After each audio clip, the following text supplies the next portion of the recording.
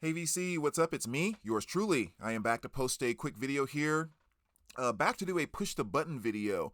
I've done some of these in the past. It's been a while since I've done one here, but simply put, when you have your music catalog in Discogs, there's a button at the top that you can hit that says random item. You hit that button and it will randomly pull one item up out of your collection.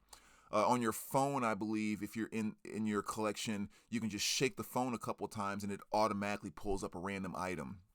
So sometimes I just thought it's fun just to go through and randomly pull up 10 items and just kind of talk about them and just, talk music, dive into music and blah, blah, blah.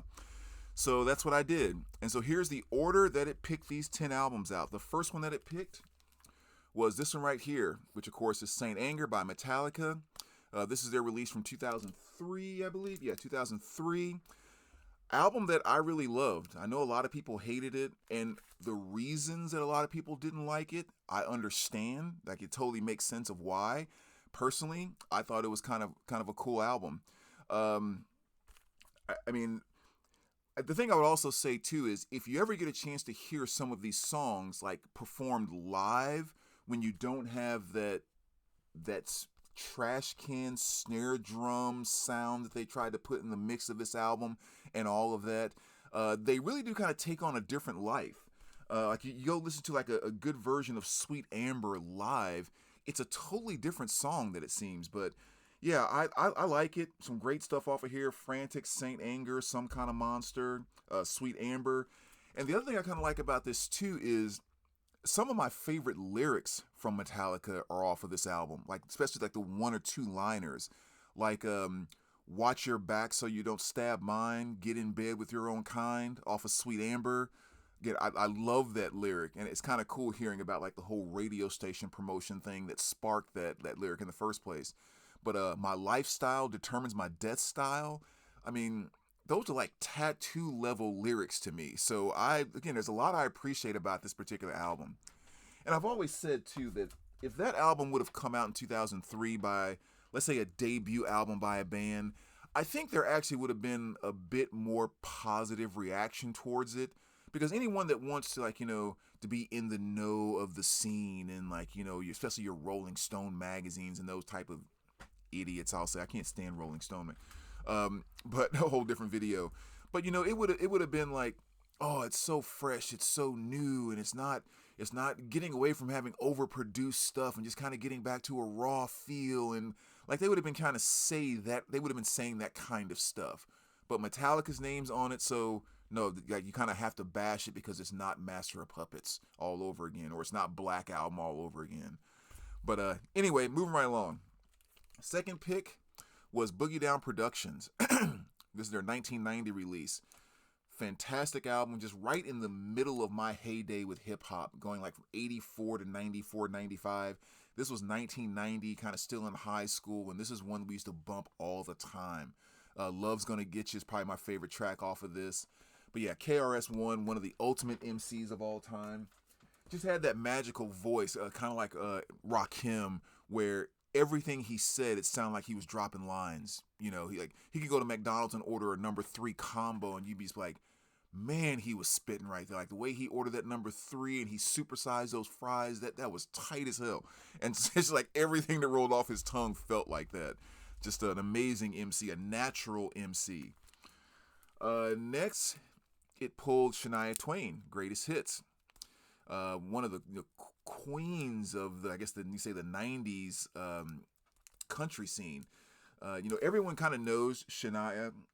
You know her name whether you like her or not and all of that. But sometimes I think it's easy to forget just where her album sales were back in the day. I mean, she was well on top, and just had kind of some great, more popish kind of mainstream country music.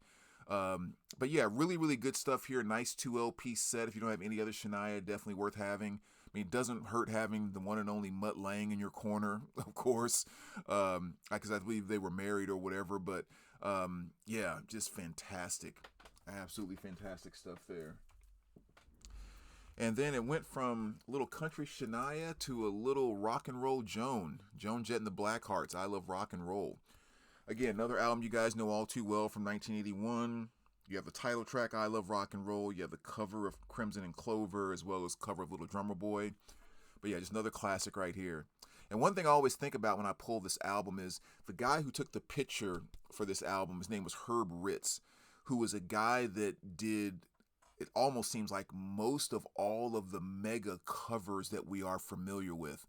When you look at U2, a bunch of David Bowie stuff, Bruce Springsteen, The Pretenders, Cyndi Lauper, Melissa Etheridge, Aretha Franklin, like on, and Prince, on and on.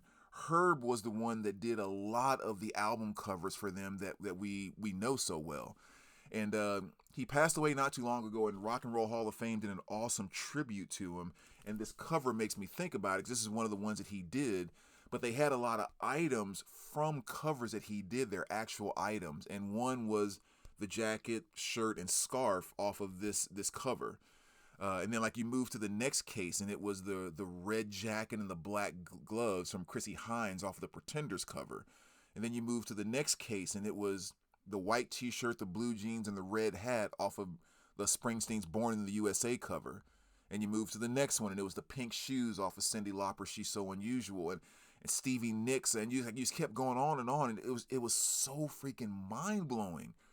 Not even to realize that he did all the covers, but it's like, those are the jeans and the white t-shirt and hat off of the Born in the USA cover. It's just, it was so freaking cool. So that was a great exhibition there. Blah, blah. I won't go into that. I'll ramble on too long. Next one here, Sky. Awesome progressive rock album, 1980, I believe.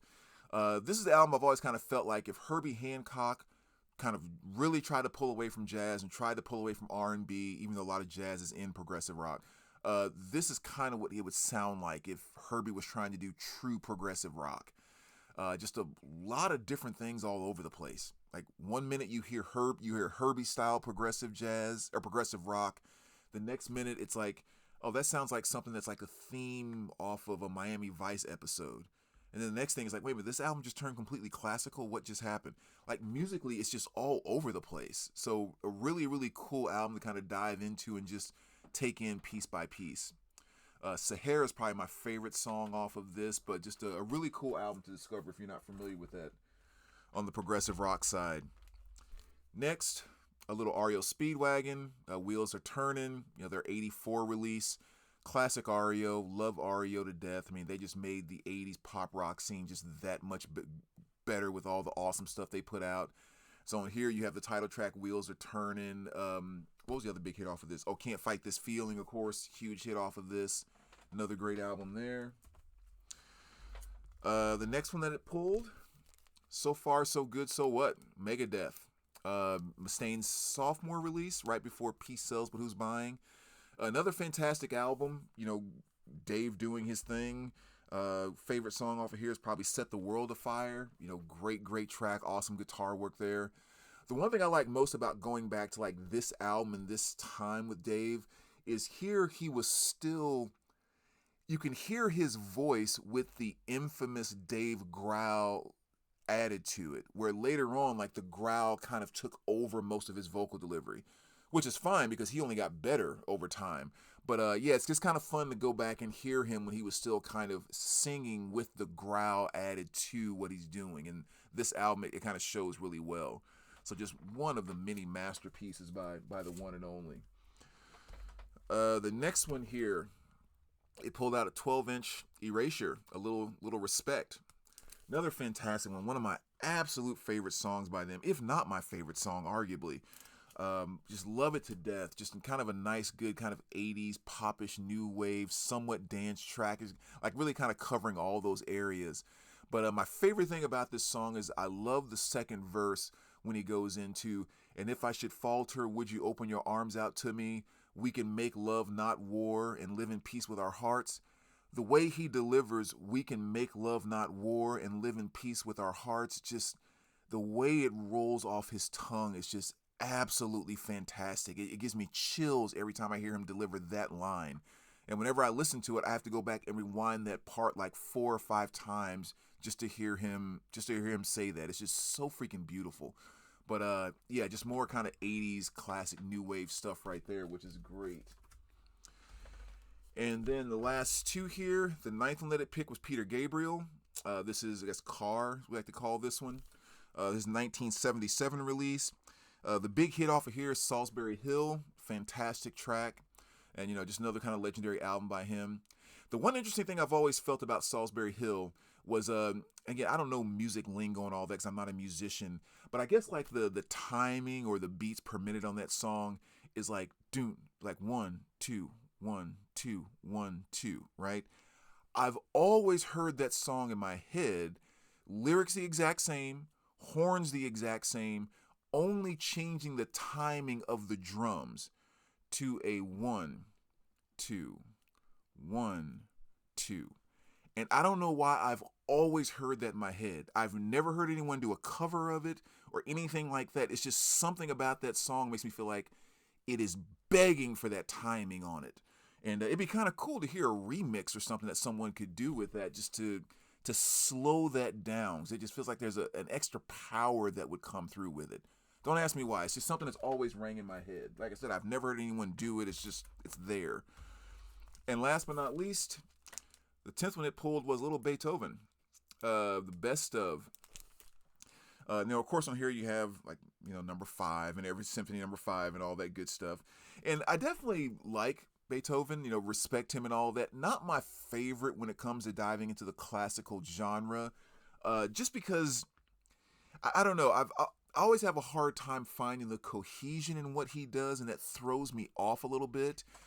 Usually classical, when I start like really getting into something, you know, it's probably something more of a like a Albinani or Vivaldi, something like those tend to be the composers that I kind of grasp a little more, that have more of that kind of medieval feel to it. It's easier for me to just kind of dive into what they're doing, but still, you know, Beethoven's an absolute legend, and you have to give him his props in the classical realm. So anyway, there you go, VC. That's another Push the Button. Thanks as always for watching. Let me know what you think, and we will talk to you soon. All right, take care, guys.